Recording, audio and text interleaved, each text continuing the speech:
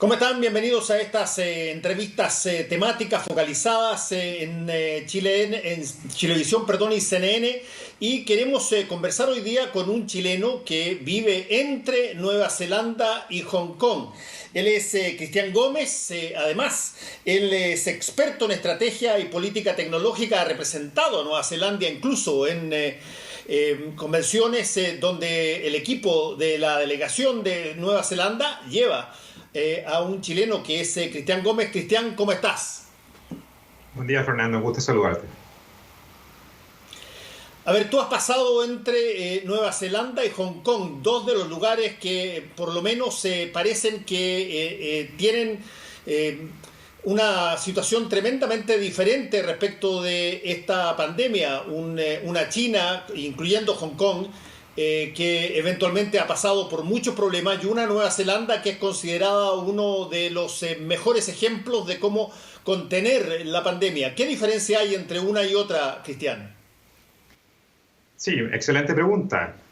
Hong Kong estaba súper complicado y era un territorio que tenía una expectativa muy pesimista. La gran diferencia era de que Hong Kong, teniendo frontera con China, tenía que tomar decisiones muy temprano, desde el momento que China reportó los casos de neumonía extraños a la OMS ya a fines de diciembre.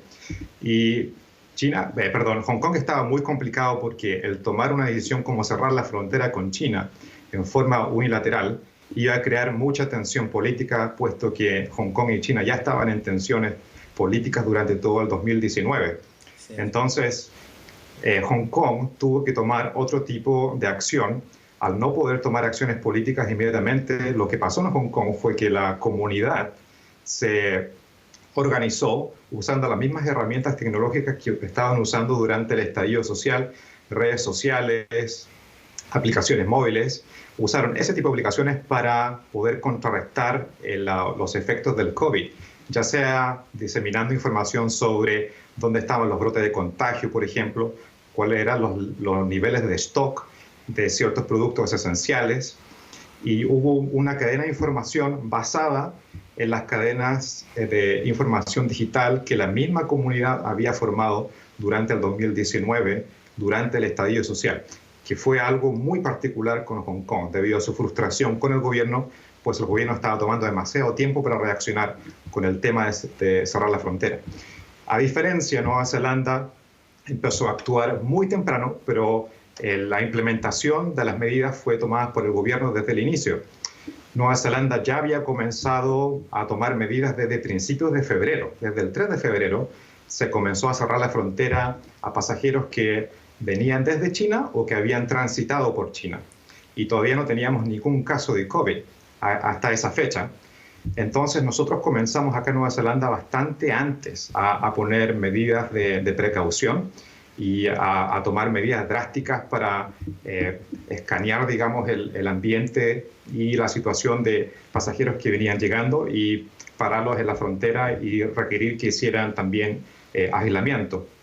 Y Nueva Zelanda tuvo su primer caso a mediados de marzo, pero ya había tomado muchas medidas desde principios de febrero, entonces estaba bastante adelantado en el juego.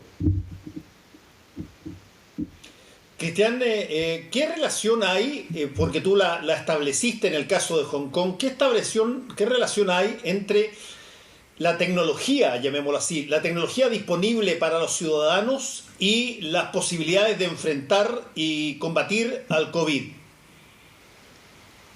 Excelente, sí. En Hong Kong tiene una red de comunicaciones bastante avanzada en comparación con los países top del mundo. Lo que sucedió en Hong Kong, teniendo una red móvil bastante moderna, pudo contar con esta plataforma para contrarrestar los efectos del COVID, no solamente al diseminar información útil para la comunidad, sino que también para identificar casos, por ejemplo, y la localidad donde focos de COVID se habían visualizado o se habían percibido. A mí me tocó hacer una cuarentena en Hong Kong, cuando volé desde Nueva Zelanda a Hong Kong a fines de marzo. Y la cuarentena era bastante estricta. Ya llegando al aeropuerto, las autoridades tomaban todos los datos, te hacían las pruebas de COVID te tomaban tus datos de dónde resides, etcétera, etcétera. Y se apoyaron en tecnología GPS y también en tecnología móvil para hacer la coordinación y poder controlar a las personas que estaban en cuarentena. Me pusieron un GPS en la muñeca, que lo guardé de recuerdo. Este fue el dispositivo que se usaba para todos los que estaban haciendo cuarentena. Entonces este dispositivo estaba activo por los 15 días de la cuarentena, donde yo no me podía mover de mi apartamento, y se me hacían chequeos a través de una aplicación móvil, donde la aplicación móvil interrogaba al dispositivo GPS y luego enviaba una señal al Ministerio de Salud para hacerle saber de que yo estaba efectivamente en mi apartamento. Y hay una relación, Cristian, entre, la comunicación pública que el Estado o los gobiernos hacen con la ciudadanía y la utilización justamente de la tecnología disponible. ¿Hay alguna integración entre ambas cosas? Bueno, sí, hay bastante integración. Por eso voy a saltar al caso de Nueva Zelanda. En Nueva Zelanda, aparte de las medidas estructuradas que tomó el gobierno para contrarrestar el COVID, el gobierno puso un nivel de alerta de 4 niveles. Ahora estamos en nivel 1. Alerta 1 quiere decir que la pandemia está controlada, pero las fronteras están cerradas. La vía es normal dentro del país, pero no se están aceptando pasajeros, digamos, que lleguen acá. Luego nivel 2, nivel 3 y nivel 4 se van subiendo hasta que se llega al lockdown total o a la cuarentena total. Dentro de ese sistema de 4 alertas que está estructurado, se diseñó una aplicación móvil que se llama New Zealand COVID Trace. Con esa aplicación, cada persona se puede registrar y el gobierno maneja una base de datos central. Con la aplicación móvil, que está siempre monitoreando quién está alrededor.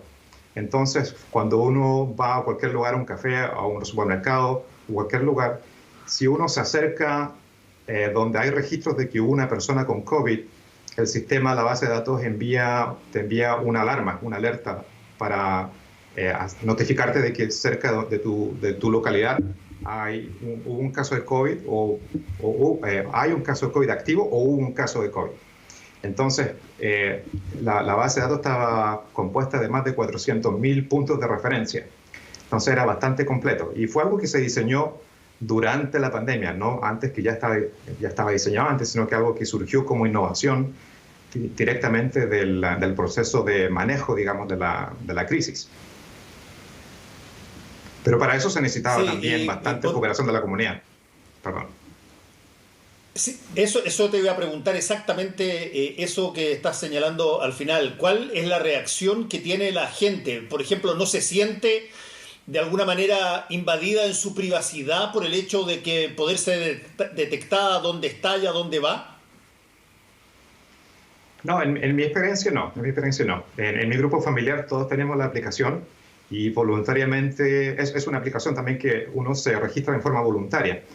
Pero el mensaje del gobierno fue muy claro desde el principio que esto era algo serio y el compromiso estaba de ambas partes. Para hacer funcionar el control de esta crisis había que tener una buena relación con el gobierno. El gobierno nos dijo desde el principio, el único enfoque del gobierno es salvar vidas, de la economía nos preocupamos después, pero por ahora tenemos que acatar ciertas formas de prevención, lavarse las manos, quedarse en casa, y se implementó el concepto de burbuja. El concepto de burbuja quería decir que cada familia era una burbuja y de esa burbuja nosotros teníamos que permanecer dentro de esa burbuja y no permitir que nadie entrara a esa burbuja. Para hacer ese concepto más fuerte, luego se implementó la aplicación móvil que nos ayudó, digamos, para navegar nuestros trayectos a distintos lugares, a ciertos puntos, para evitar contactos con gente que había estado infectada o con los contactos de la gente que había estado infectada, porque esto es importante, la trazabilidad. No solamente identificar a las personas que se contagiaron, pero también identificar a las personas que tuvieron contacto con los casos activos. Pero fue totalmente voluntario de la comunidad.